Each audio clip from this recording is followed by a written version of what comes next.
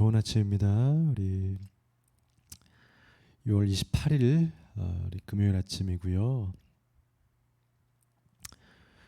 우리 이제 사도행전 27장 21절에서 44절까지로 이제 28장 우리 마지막 장을 앞두고 우리 27장의 마지막 부분 같이 함께 묵상하고 나누도록 하겠습니다.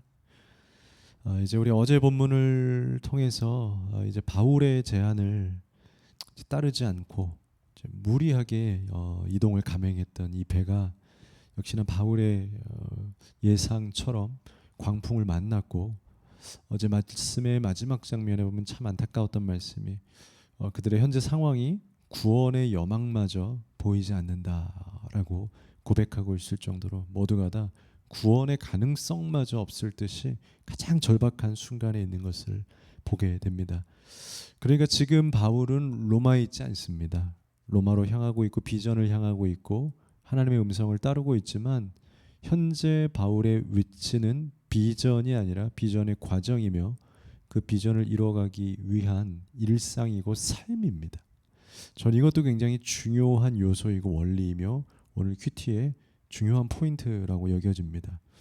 왜냐하면 그리스도인은요, 말씀을 증거하는 그 어떤 현장 혹은 내가 비전으로 정해놓고 타켓으로 정해놓고 있는 그 영역, 그곳에 갔을 때만 그리스도인이 아닌 거죠.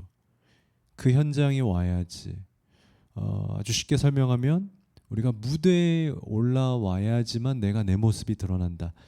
그것은 엄밀히 말하면 그리스도인의 진짜 모습이 아닌 겁니다. 예를 들어서 우리가 스데반이 순교하였지만 스데반이 그렇게 말씀을 증거하는 현장에서만 하나님을 사랑하고 무언가 하나님께 잘하고 멋있는 모습이고 그의 삶은 집사스럽지 않았다라면 그는 아마 그 죽음의 현장에서도 순교를 받아들이지 않았을 겁니다. 도망갔을 겁니다.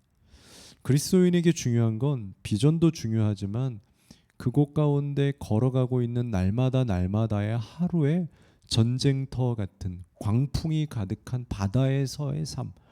그러니까 우리에겐 로마가 타켓이지만 로마에 가는 날이 많지는 않죠. 우리는 여전히 바닷속에서 항해를 하고 있어야 되지 않습니까? 이곳에서 어떻게 사느냐, 이 광풍 속에서 바울이 어떻게 말을 하고 이 광풍 속에서 바울이 어떤 언행을 하느냐, 이거 굉장히 중요한 겁니다. 이것이 진짜 그리스도인의 또 다른 힘이며 우리의 정체성일 수 있다라는 겁니다. 오늘 완전한 풍랑, 그 구원의 여망마저 없는 이 상황 속에서 바울, 이제 여기서는 설교도 필요 없고요, 뭐 전도도 필요 없고 다 죽어가는 상황입니다. 어떻게 하겠습니까? 저라고 표현하자면 기타도 없고요, 성경도 없고요, 마이크도 없고 말할 거 아무것도 없는 겁니다. 이때가 정말 막막한 거거든요. 왜냐하면 하나님이 가장 우리를 시험하실 때는 우리가 가장 잘할 수 있고 좋아하는 그것을 빼앗아 갔을 때예요. 마치 아브라함에게 이삭을 내어라. 네가 100세에 얻은 가장 소중했던 너의 아들 이삭을 바쳐라. 가장 사랑하고 가장 소중하고 가장 아끼고 있었던 그것을 내려놓는 순간에 그 사람은 어떤 사람인가? 이것이 진짜 미묘한 우리의 정체성이며 가장 영적으로 애타고 짜릿한 순간이거든요. 아무것도 할 수 없는 바울, 풍랑에서 도대체 무슨 말씀이 필요하고 무엇을 해야 할까요? 그리스도인은 풍랑 속에서 이 세상에서 무엇을 하는 사람일까요? 21절에서 26절에 먼저 바울은 그 상황 속에서도 미래를 제시하는 사람입니다. 21절에 여러 사람이 오래 먹지 못하였으며 바울이 가운데 서서 말하되 여러분이요 내 말을 듣고 글에 대해서 떠나지 아니하여 이 타격과 손상을 면하였더라면 좋았을 뻔하였느니라. 바울은 이미 말했습니다. 우리 지금 가지 말자고, 조금만 늦춰서 가자, 계절을 지나서 가자라고 말했습니다. 그런데요, 내가 너희를 권하노니 이제는 안심하라. 바울의 예언처럼 그들은 완전한 풍랑에서 위기 속에 왔습니다. 어쩔 수 없습니다. 위기가 왔습니다. 그러면 지혜로운 사람들은요, 과거를 돌아보거나 안 그랬으면 좋았을 텐데, 후회는 우리에게 줄 수 있는 것이 아무것도 없다라는 겁니다. 위기와 문제에서 후에는 우리를 도울 수 있는 것이 단 하나도 없습니다. 하나님의 사람은, 지혜로운 사람은요, 위기와 문제 속에서 미래를 제시할 수 있어야 돼요. 과거를 돌아다 볼 수 있는 건 하나님 앞에서 우리가 은혜를 기억할 때밖에 없어요. 우리는 언제나 하나님 앞에서 과거로 은혜를 기억하고는 미래를 제시할 수 있어야 돼요. 바울은 과거의 실수가 아쉽지만 여러분, 내 말처럼 좀 타이밍을 늦추고 더 잘 계절에 맞춰서 왔으면 좋았겠습니다. 그런데 미련한 사람들은 그것만 돌아보면서 어떡합니까? 어떡합니까? 네가 잘못했지, 네가 잘못했지, 이거밖에 모른다라는 거예요. 근데 바울은요, 네가 잘못했지가 아니에요. 뭐라 그럽니까?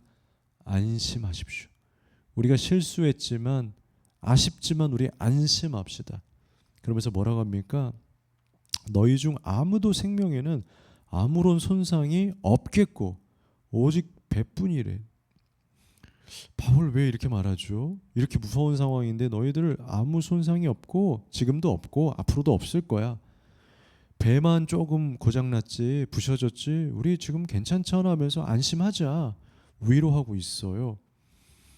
근데 23절 말씀에 내가 속한 바 곧 내가 섬기는 하나님의 사자가 어젯밤에 내 곁에 서서 말하되 바울아 두려워하지 말라. 내가 가이사 앞에 서야 하겠고 또 하나님께서 너와 함께 항해하는 자를 다 내게 주셨다 하였으니 그러므로 여러분이요 안심하라. 바로 오늘 바울이 그들에게 모두가 다 미래가 없다라고 생각하고 있는 그 시점에서도 아니에요, 미래가 있어요, 아니에요, 우리는 로마에 갈 거예요라고, 우리는 로마를 향한 그 미래가 있다라는 것을 철저하게 제시하고 있는 바로 미래 제시, 비전 제시. 이 사람은 오늘 바울이 헛소리가 아니에요. 근자감이 아니다라는 거예요. 어디서 왔습니까? 내가 어젯밤에 하나님을 만났어. 하나님의 음성을 들었어. 하나님이 꿈에 나타내 주셨어요. 바로 하나님과의 친밀함 아닙니까? 하나님의 말씀을 듣는 사람, 하나님의 말씀을 날마다 깨어서 그 음성을 듣는 사람 아닙니까? 그걸 바로 우리는 비저너리라고 그래요. 비저너리는 계획을 잘 짜고 철두철미하고 그런 사람을 비저너리라고 하는 것이 아니에요. 성경적 비저너리는 하나님의 음성을 듣는 사람을 비저너리라고 하는 거예요. 어떻게 해야 될지 모르겠는데, 계획 짤 줄도 모르겠는데, 흐릿하고 멍텅한데 하나님이 우리에게 나타나셔서 내 마음에 영감으로, 감동으로, 꿈으로 비전을 주시는 거죠. 그림을 그려주시는 거죠. 예, 주님. 바울은 그 음성을 들은 거예요. 여기 모여있던 사람들이 무식해서가 아니고 다른 게 아니에요. 그들은 하나님의 음성을 듣지 않는 삶을 살았기 때문에 풍랑 속에서도 계속 풍랑밖에 안 보이는 거예요. 그런데 바울의 훈련은 무엇입니까? 하나님의 음성을 듣는 훈련을 늘 해왔던 거예요. 그러니 이 풍랑 속에서도 하나님은 전날 밤에 이미 안심해라. 로마로 갈 거다. 넌 그곳에서 복음을 증거할 거다. 미래를 보게 하셨다는 거죠. 여러분 꿈을 꾸십시오. 여러분 하나님의 음성을 드십시오. 그것이 꿈꾸는 최고의 방법입니다. 말씀을 가까이 하십시오. 모든 상황과 순간순간 속에서 하나님을 보고 느끼는 훈련을 하십시오. 27절에서 32절에 바울은 이제 그 백성들에게 이 미래를 걸어가기 위한 실제적인 방법과 살아갈 길까지 제시하는 걸 보게 됩니다. 기도만 한다고요? 아니에요. 지혜가 필요해요. 합리적인 것이 필요해요. 오늘 바울은 그걸 찾고 있어요.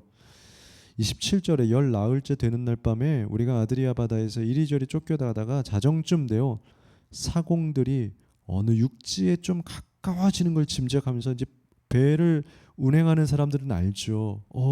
지금 파도가 좀 지나갔고 이제 육지에 가까우고 있어. 살 것 같아. 근데 문제가 뭐냐면 물을 재어보니 20길이 되고 조금 가다가 다시 재니 15길이. 암초에 걸릴까요? 고물로 닷넷을 내리고 날이 새기를 고대하니라. 사공들이 30절에 조금 안전이 보이기 시작하니까 어떻게 하십니까? 이때 바로 인간적 욕심, 자기밖에 안 보여. 나만 살려고 하는 거죠.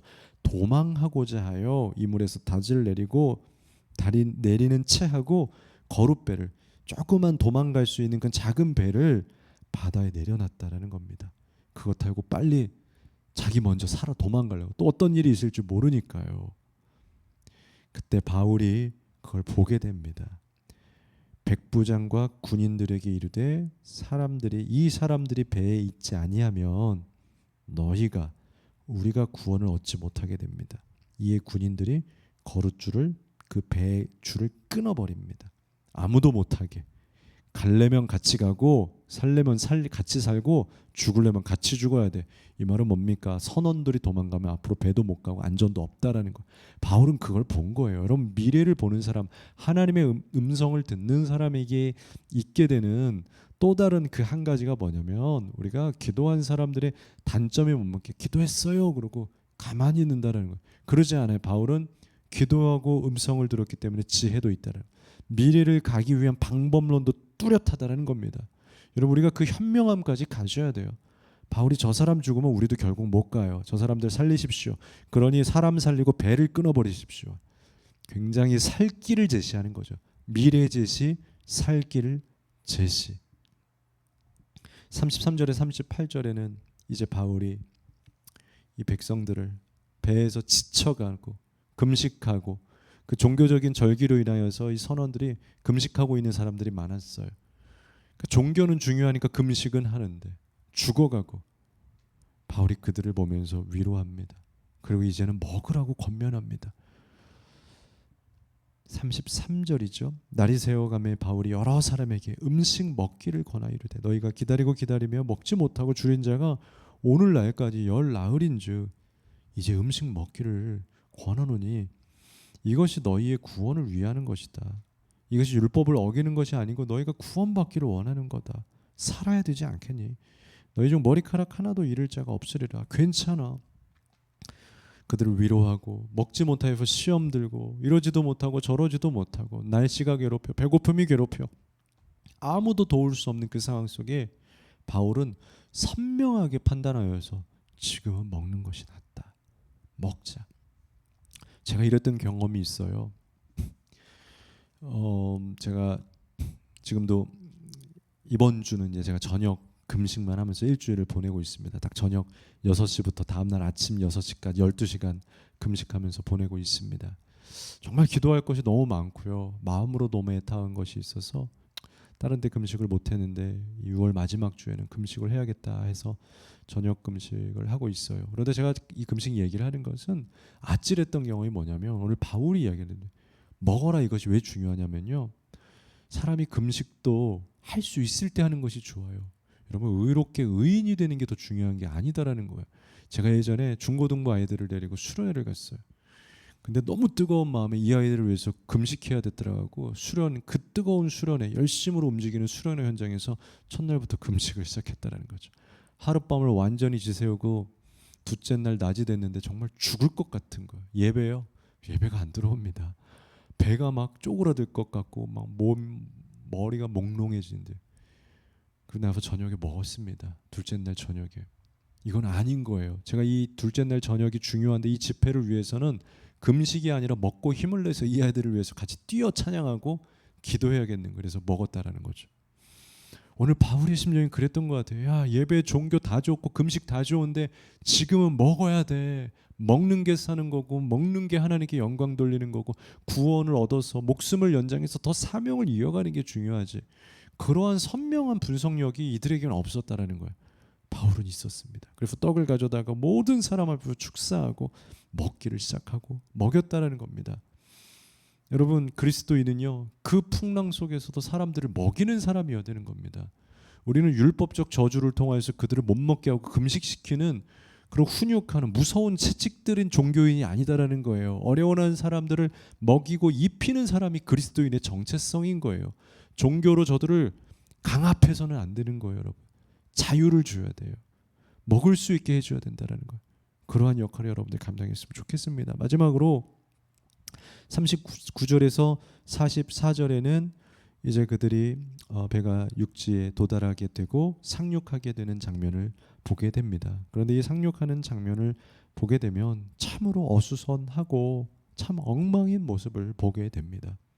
39절, 날이 새며 어느 땅인지 알지 못하나 경사진 해안으로 된 항만이 눈에 띄거늘 배를 거기에 들여다 댈 수 있는가 의논 후 닻을 끊어 바다에 버리는 동시에 키를 풀고 늦추고 돛을 달고 바람에 맞추어 해안을 향하여 들어가다가 두 물이 합하여 흐르는 곳을 만나 배를 걸매 이 물은 부딪혀 움직일 수 없이 불고 고물은 큰 물결이 깨어져 가니 배가 깨졌다라는 거죠.